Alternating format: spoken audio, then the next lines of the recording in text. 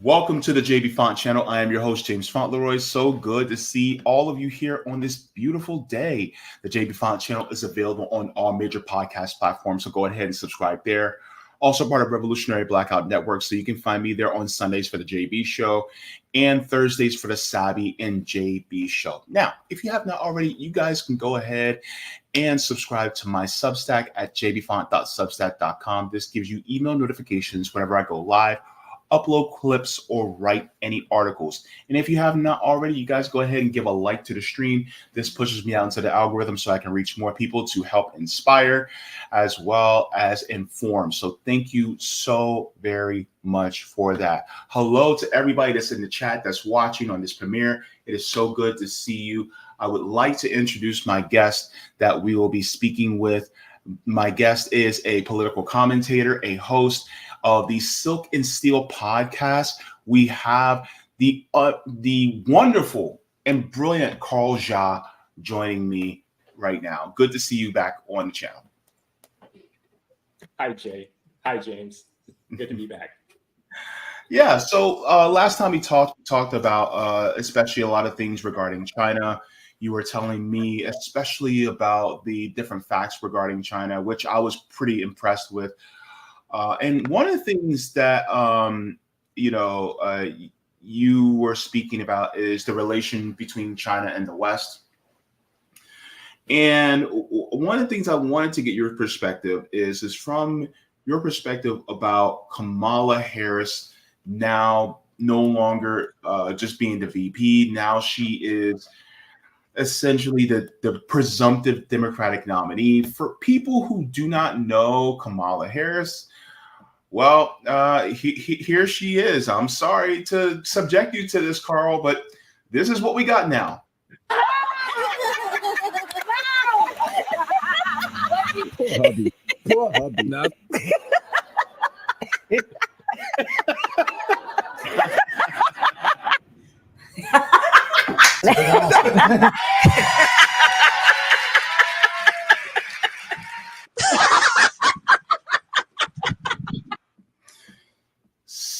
So, what are your thoughts on now we're in the era of ha ha ha Harris.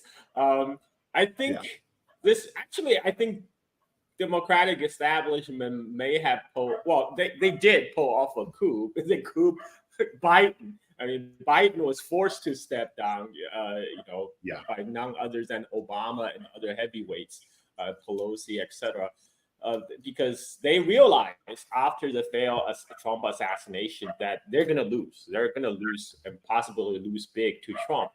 They have to do something. And, Biden is a problem. The problem is, there's a lot of hate toward Biden right now because he is being called Genocide Joe, rightly so, for enabling the Israeli atrocity in Gaza.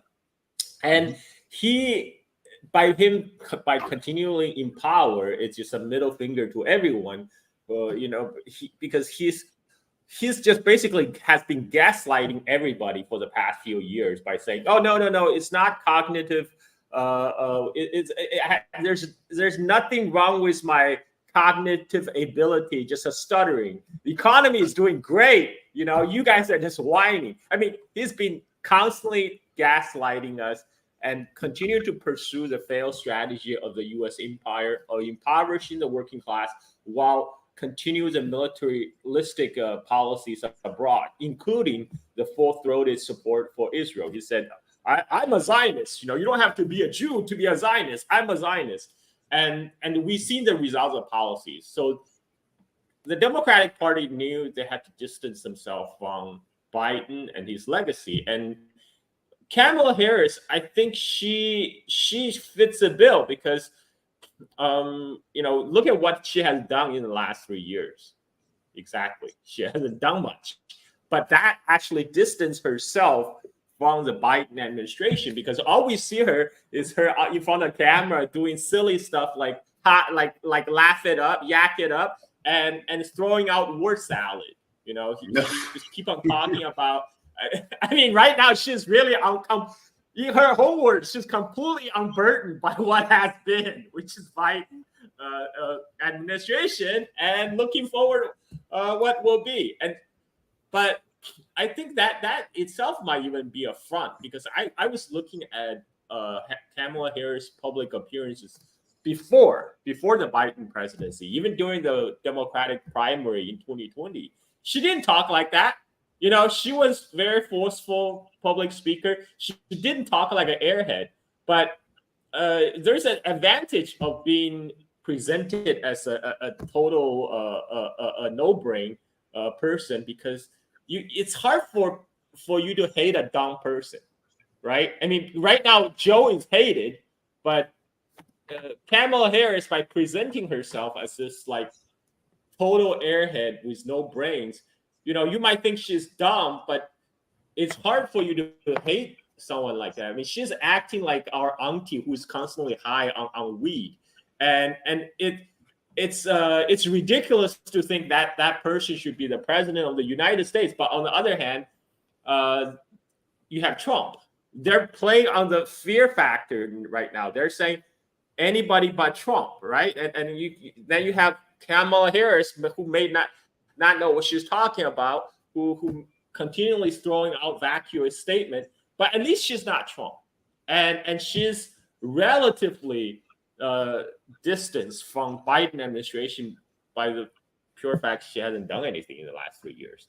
So I think that's her goal. And then they chose, I think quite strategically, is chose the Minnesota governor to be her VP pick,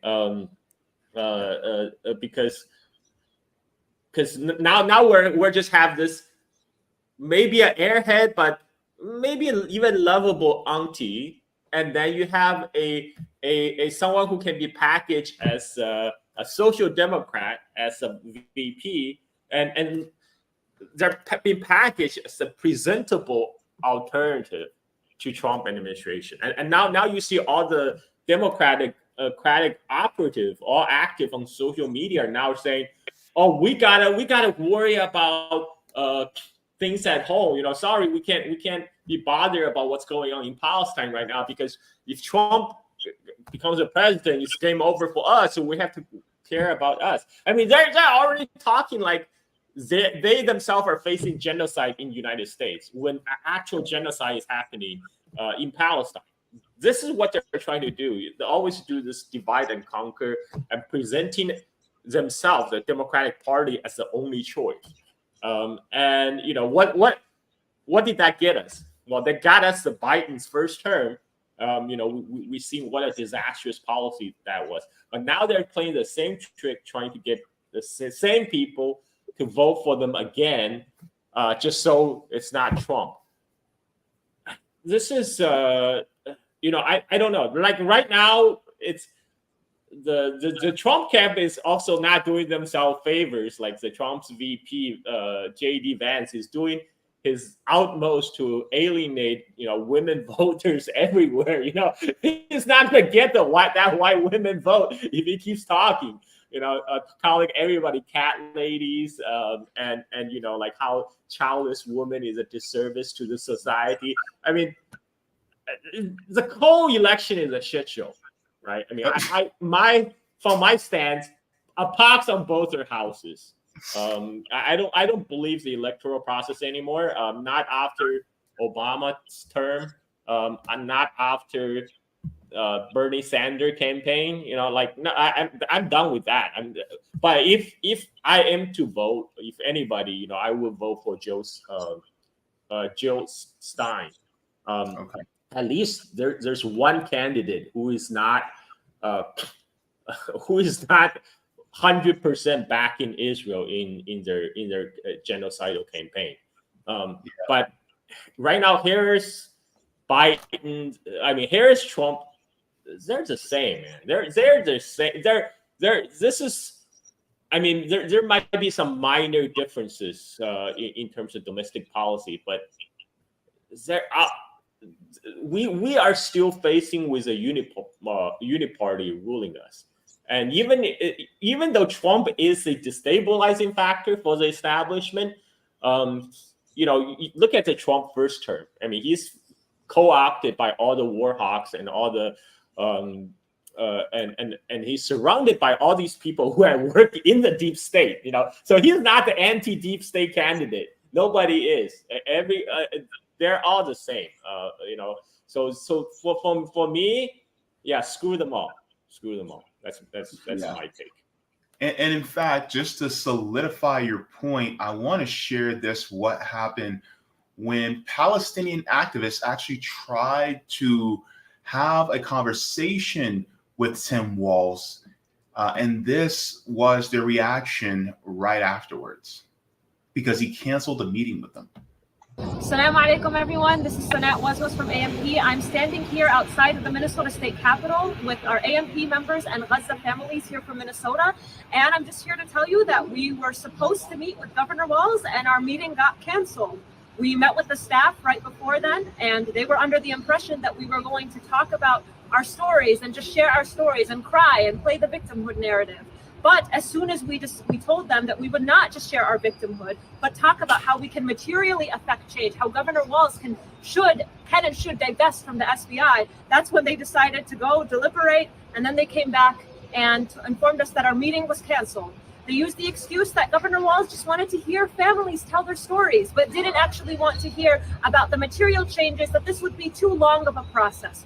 We know that this is a major excuse from Governor Walz. Families have been requesting to meet with him for months and months upon end. And as we reach the 10th month, and Governor Walz has refused to express any real, genuine solidarity with the Palestinian people, has refused to call for divestment, we see that this is clearly all talk, and this is just empty words from Governor Walz, that the real reason that they canceled the meeting is that they don't actually want to take any real effort to affect freedom and liberation for Palestine.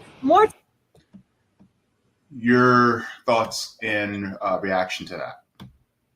I mean, right now, that's exactly it. Right now, you already have DSA coming out publicly saying Harris choosing Walz as a running mate has shown the world that DSA and our allies on the left are a force that cannot be ignored. Through collective action, DSA and the U.S. left more broadly has made clear that change is needed. DSA members organizing our workforces and unions to realign the labor movement to support Palestinian liberation. That's bullshit. Nothing has changed. And they're already celebrating as a victory. And Lenin has spoke about this 100 years ago. This is what Lenin said.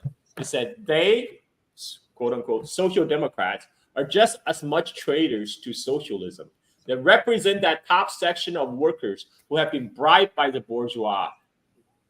For all the civilized advanced countries in the bourgeoisie rob, either by colonial oppression or by financially extracting gain from formerly independent weak countries, they rob a population many times larger than that of their own country. This is an economic factor that enables imperialist bourgeois to obtain super profits, part of which is used to bribe the top section of the proletariat and convert it into a reformist, opportunist, petty bourgeois that fear revolution. I mean, Lenin wrote that in the letter to workers of Europe and America back in January 24th, 1919, and is still true today. Yeah, it's really pretty indicative of what the DSA actually said. And in fact, let me share this just to put a pin in what you were bringing out. DSA actually said this. They said Harris choosing Walz as a running mate has shown the world that DSA and our allies on the left are a force that cannot be ignored. Through collective action, DSA and the U.S. left more broadly have made it clear that change is needed. DSA members organize in our workplaces and in unions to realign the labor movement to support Palestinian liberation. My question is, to people who are part of DSA, when it comes to saying that you actually pushed for this, and this is a testament to what you have been trying to push for, why in the world is that? How is that the case when we find out these different facts about Tim Walz like this? This article talks about Walz, and it says Walz spoke at the annual IPAC policy conference in 2010 amid tension between Israeli government and the Obama administration over the construction of settlements in East Jerusalem. He said, especially now when there's little tension in the relationship, it's important to hear what people are thinking. He said, Israel is our truest and closest ally in the region with a commitment to values of personal freedoms and liberties, surrounded by a pretty tough neighborhood. He was also endorsed by J Street. So J Street, and I said this earlier, was basically a liberal Zionist organization that's just a liberal version of IPAC. So if that's the case, then how is this really pushing Kamala Harris into the direction to support Palestinians? I don't see it there. Tim Walz holds a mainstream. When I say mainstream, I mean mainstream of the U.S. political elite stance on Israel. I mean, the materially is not different from the current Biden administration policy. And right now, what has changed? Nothing has changed. Israel just escalated the war. They just killed the top negotiator for a ceasefire. They killed the Hamas political leader Hanaya in Tehran, in the capital of Iran. I mean, they're escalating into a regional war to involve Lebanon, Iran, Yemen, and they try to drag the United States into it. And U.S. is continually supporting Israeli effort by continually providing arms. You know, Israel operation in Gaza would not last a month without continued refurbishment of ammunitions and supply of weapons from the United States. And U.S. has continually do so. This is, U.S. is really part of this genocide. It's not that they didn't oppose Israel enough. They're actually actively, materially supporting this ongoing genocide. And they're providing blood transfusions by pumping billions of dollars into the Israeli economy to keep it going. And so I do not see Tim Walz or Harris taking any drastic departure from Biden administration's policy. And also, there's a question got to ask. So, who is really in charge right now at this point? Is it still Biden? Is it Kamala Harris? Or but we all know neither of them are really in the driver's seat. Both of them are passengers on the bus, and the bus is a U.S. deep state that's continually driving the work of actually maintaining U.S. empire. So it doesn't really matter, whether it's going to be Biden at the helm or Harris. They're just figureheads. The ones who are doing all the dirty work, is still the deep state. The fact that Harris goes around making vacuous statements just make her even better candidate for the deep state to do their work. Yeah, if you really want to talk about who's in charge, I'd probably say it's Antony Blinken and Lloyd Austin and a lot of people who are in the deep state right now that are really the ones who are driving the U.S. foreign policy that's going on. And I would say this the same thing about the Trump administration. Trump was really just a figurehead, and the people behind him were the ones who were actually running the government. He just wanted to be the guy to give speeches. So when it comes to electing Donald Trump or a Kamala Harris, I say you're basically getting the same thing. It's just like whether you get a GMC Suburban or you get a Toyota. I'm sorry, a Cadillac Escalade. Right? You're essentially getting the same thing. A Suburban, an Escalade, same engine. Right? It's just the packaging is different. So when people talk about the only difference is that Trump is the guy who speak the thing. He speak the things aloud, that things that you're not supposed to say in public. Yeah. And he really reveals to the world the emperor has no clue. Because he goes around, we're gonna get the oil. Before I'm the president, we would have already have the Venezuelan oil, and he's like the Europe have to pay, the NATO have to pay us, Japan have to pay, Taiwan have to pay, and this is really this is why a lot of NATO establishment people don't like Trump, because Trump kind of rip away all the facade of we fight for freedom and human rights and universal value. Trump's just we gotta have the oil. We have to have the oil, and this is why Trump is just the honest face of U.S. imperialism, and whereas Biden. See, Obama was a perfect packaging. He's very urbane, very well spoken, it's a perfect Wall Street candidate. That's why they love him. Because then he can see. We have a black president. Look at how progressive we are. We have diversity now in the White House, and then he goes on to carry out all their dirty works. Doing performing the Wall Street's job for them. And go back to Trump or Harris.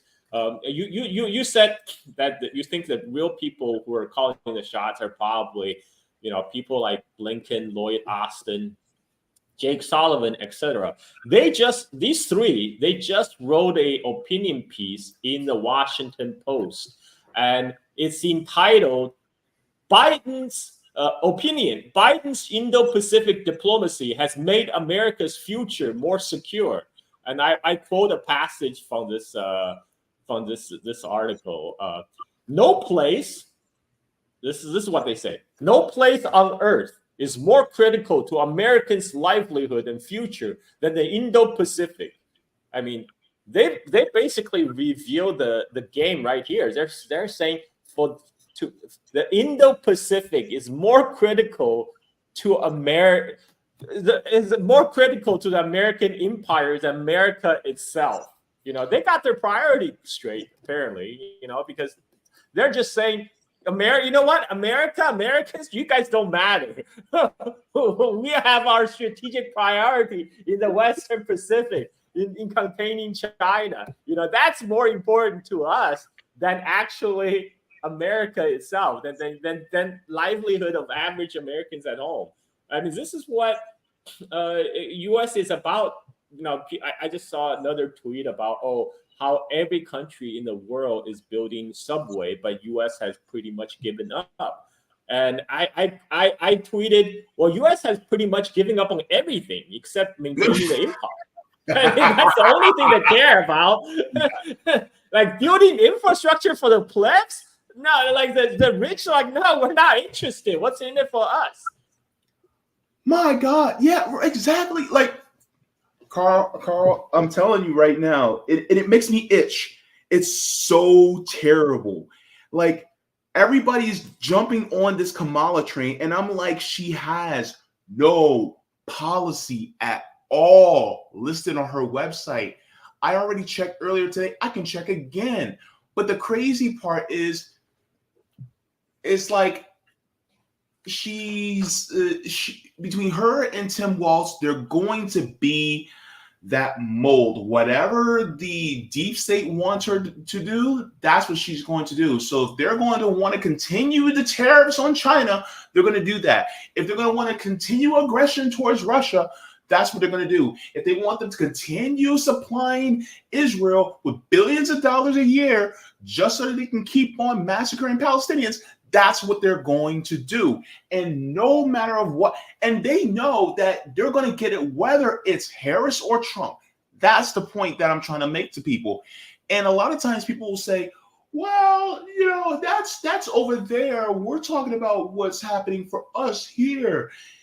And they don't realize that our foreign policy bleeds into our domestic policy and vice versa. They need to understand, to our political elite, everyone is PR. Everybody, whether they're Americans living in U.S. or Palestinians or Chinese or Arabs or Russians, they're all peons to them. Their only interest is lying in their own pockets. They don't care about you. You know, they're not going to make your life better. You know, no matter which one you elect, which one of their faction you choose, they're not going to make your life significantly better. They're not going to make your life materially better because their livelihood depends on sucking blood from likes of you and me and to enrich themselves. That's how they operate. You know, they're parasites. They're parasites. They're I mean, you're trying to negotiate with them. Like, can you suck my blood a little bit less? You know, can I retain a little bit more of my own blood? I mean, that's what you're doing, but it's not gonna work. It's not gonna work. It hasn't worked before. It's not gonna magically work this time. Yeah, and it's funny because they actually tried to essentially connect Tim Walz to China. So here's an article out of Newsweek. This is hilarious. It says Tim Walz China connection explained. So this was published today. It says Minnesota's Governor Tim Walz, Democrat Kamala Harris presidential running has a deep connection to China as an educator. In 1989, Walz earned a BS in social science education at the Chadron State College in his native Nebraska. According to Lincoln Journal Star, Walz also took classes in East Asia Studies in the University of Houston in 1985. Following his graduation, the Minnesota governor and former congressman spent approximately 1 year teaching high school in China as part of Harvard University's World Teach program. Walz was among his first government-sanctioned groups of American educators to teach in China. So basically, there is a China connection. And basically, I can see Donald Trump trying to use this as something bad to say, well, see, he's connected to China. And I'm going to be honest with you, it actually makes him he's bad. Don't get me wrong. But the fact that he taught in China means that there's going to be less of a hawkishness against China, I think. But I haven't seen anything, too extreme from him about China as of yet. But yeah, I don't think. I mean, let's face it. The vice president post is not that important. I mean, unless something were happen to either Kamala or something to happen to Trump. I mean, as long as the president stays healthy, the office of vice president just doesn't matter. Like Trump himself had said when he was questioned about J.D. Vance, he said, well, you're voting for me. Vice president doesn't really matter. So what they're trying to do, what the Democratic Party is trying to do at this point, they're trying to whitewash Kamala Harris and Tim Walz as to distance themselves from the Biden legacy. So they're presenting themselves this pair essentially as neither Trump nor Biden. So this is your perfect choice, right? Because they're not as tainted tainted by the Biden legacy, because right now all the hate toward the current Biden policy is toward the person of Joe Biden, because everybody knows he's senile. He's not really doesn't know what he's talking about. He gaslight about he constantly gaslight everybody about how everything is doing great, and it's only a stuttering. It's only a natural stuttering, not a cognitive decline. And so this is. So they're doing the same. They're playing the same card as in the 2020 election. They're basically presenting them. This is a not Trump ticket. It doesn't matter. Okay, Kamala and Tim Walz. Okay, they're not Trump. That's what we're running for. We're running for a not Trump ticket, and you got to vote for us because we're your only choice. And that might work. That might work just because there might be less hate toward them, and maybe they're counting on enough Democrats getting scared by the energized MAGA crowd after his failed Trump assassination that might turn out to vote for Harris and Walz. But it's just a big circus anyway, and this big circus will keep going while the U.S. empire keep on having its way around the world, while Israel continue to commit genocide, continue to escalate the war in the Middle East into a wider regional war, and that will possibly drag the United States into it. I mean, drag U.S. deeper into it. U.S. is already in it. U.S. just bombed Yemen.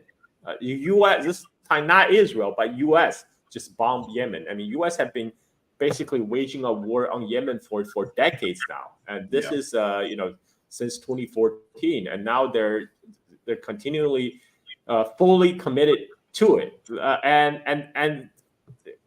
but the only difference whether Trump or Biden is which priority of the U.S. empire will they prioritize, right? Because the U.S. empire is a multi-headed beast. It has many interests all across the globe. It has its finger in the proxy war in Ukraine against Russia. It's deeply involved in the Middle East via Israel against the neighboring states. And then they're trying to start another confrontation against China in East Asia. Now, the different faction at the top, they're fighting on which side should get more resources. Whether we should devote more resources to Ukraine or we should devote more resources to contain China or more resources to Middle East. I mean, Vance, the Trump VP pick, basically said, "Oh, we should stop funding Ukraine. Instead, we should fight Iran. Because Iran is the enemy, and we gotta fight Iran." And now, Israel is trying to strengthen that faction by escalating the war in Middle East, by assassinating the negotiator for ceasefire, because Israel does not want a ceasefire. They don't want a pause on their ethnic cleansing campaign in Gaza, and they want to widen the war. They want the United States to deepen its commitment to support Israel at no matter what cost.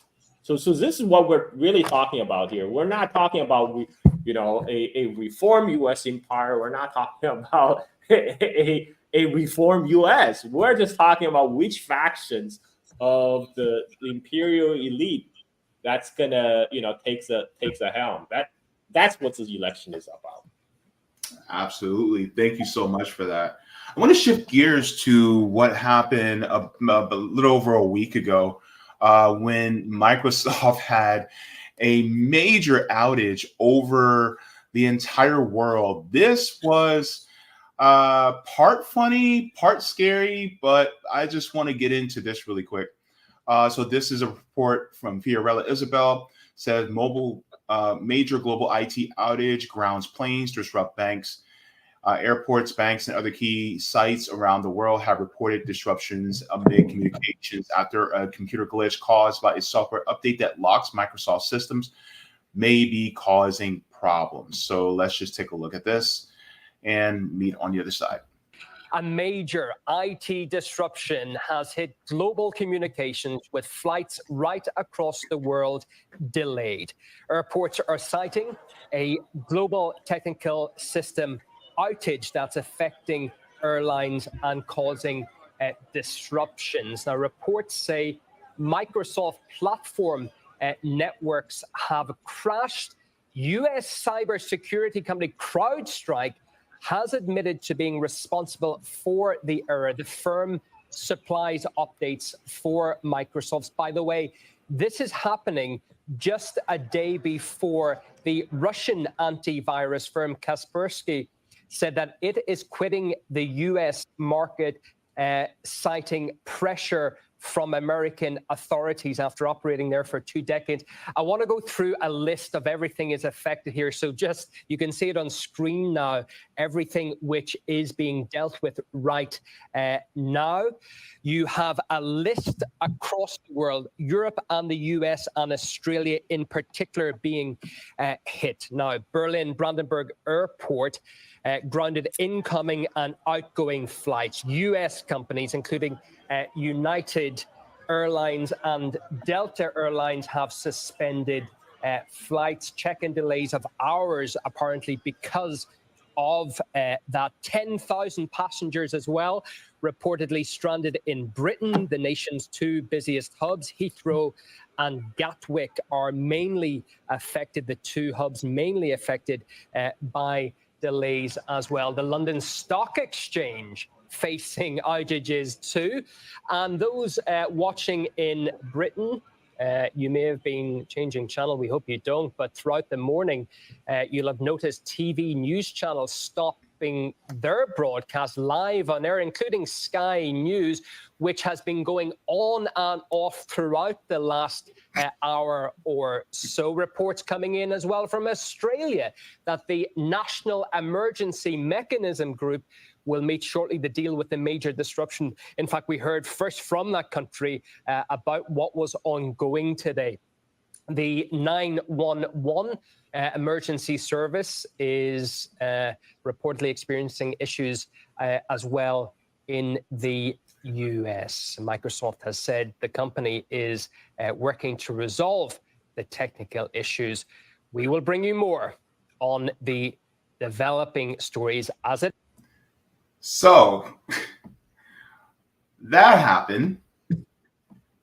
And what does this say to you about, especially about the system? Because CrowdStrike is really a US-based company. What does this tell you about our system as somebody that's on the outside of the empire looking in? Well, I find this amusing because my background is IT. I used to work as a deployment engineer. So so first of all, CrowdStrike, this is a cybersecurity company that's deeply embedded within the U.S. intelligence services. They're the originator of the Russia hoax. They're the one who came out and said Russia hacked the DNC server to leak Hillary's emails, and this is, it was never been proven. When FBI went to CrowdStrike, asked them for evidence, and CrowdStrike said, sorry, we can't give that to you, trade secret. And these people, they're very closely linked with the U.S. intelligence service. They're also the originator of the claim of the big hack that North Korea hacked into Sony Pictures in retaliation for that ridiculous Sony movie, The Interview. That made news a few years back. That's who also CrowdStrike's was also part of that claim. And so they have been going around basically telling for years. They've been going around raising the specters of hackers from Russia, China, North Korea, and Iran to scare and browbeat big companies into purchasing their cyber security software. Right? And I remember there was an article in CrowdStrike's title like, "There's no reason to be owned by China." Because they're like, our software can easily defeat the Chinese hackers. You got to buy our product.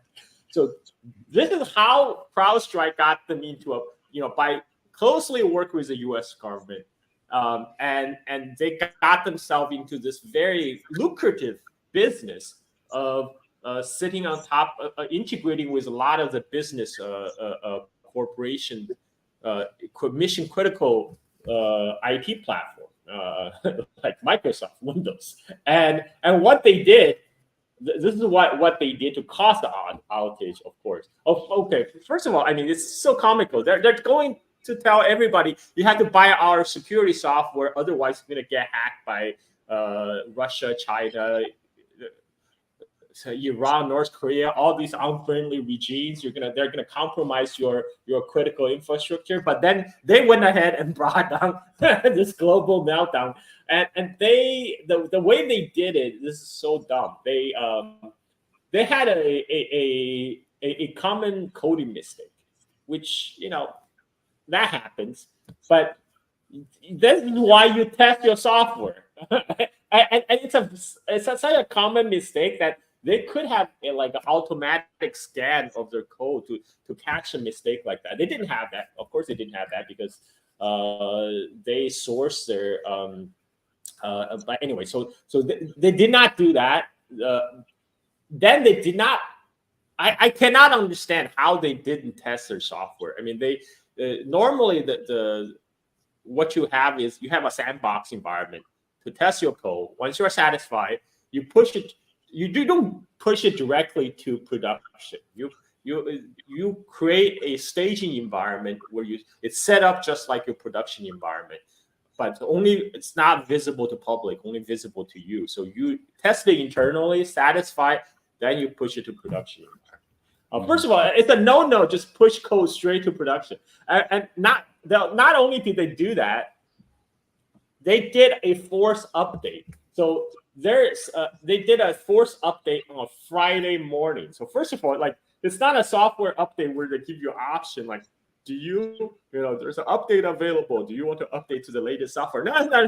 They're not giving you that option. They do a force update across all the Windows platform on a Friday morning. Okay, as someone who had worked as a deployment engineer before, the last thing you want to do is do a deployment on a Friday morning, because if you screw up, you give everybody an early weekend, and your weekend is screwed trying to fix things up.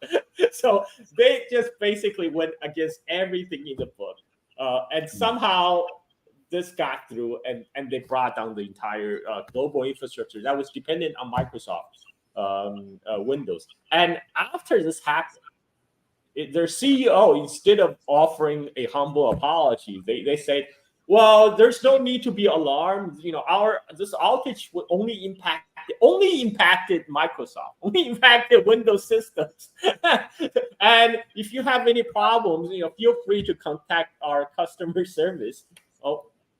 Contact our customer service, and then we'll talk it out. It's not an apology. It's just another offer to sell more services. And in fact, their Delta CEO just went on air and said they're going to sue CrowdStrike because Delta is one of the most affected airlines because most of their system is on Microsoft. And they lost $500 million in damages. And so the Delta CEO was being asked, but what did they offer you anything? And the Delta CEO said, no, the only thing they offer so far is additional consulting services. I mean, this to me, this perfectly symbolized the U.S. empire at this point, because it's running on grift, corruption, incompetence, and utter stupidity. and you don't push untested code. You don't push untested code to production on a Friday morning all across the globe to all the Windows system across the world. You just don't do that. And this is China and Russia are the two countries that were largely avoided to have this meltdown because guess what? They have their own system. They're not relied on this CrowdStrike software. Even if they're running Windows, they're not using the CrowdStrike software. This is another argument for tech independence, tech sovereignty. U.S. has been really pushing hard to have this American platform to dominate the world, but we've seen the consequences. I mean, not to mention these things are easily compromised by U.S. intelligence services. U.S. has been since 2000, early 2000, have been weaponizing social media platforms like Facebook, like X. China win. This is another one of Xi Jinping do nothing and win scenario.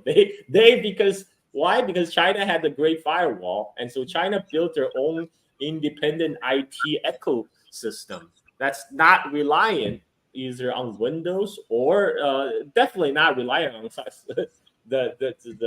CrowdStrike. And so this is again, this points to very importance of tech sovereignty and importance not to have all your eggs in one basket. You can't completely rely on, one company, one software. Because then when they fail, it's failure everywhere. Microsoft and CrowdStrike, they became the single point of failure. That's what you want to avoid. So this is a lesson to all, I hope. Yeah, definitely. And it's also a lesson that, monopolization is a danger to us all. So, yeah, I think that is absolutely necessary. And I wanted to get into more, but I promised you 45 minutes, and I wanted to make sure I honor that because you are a dad to a new baby, and I know how important that is. So, yeah, I just want to thank you so much for coming on. Of course, I know that you have the Silk and Steel podcast that's on YouTube.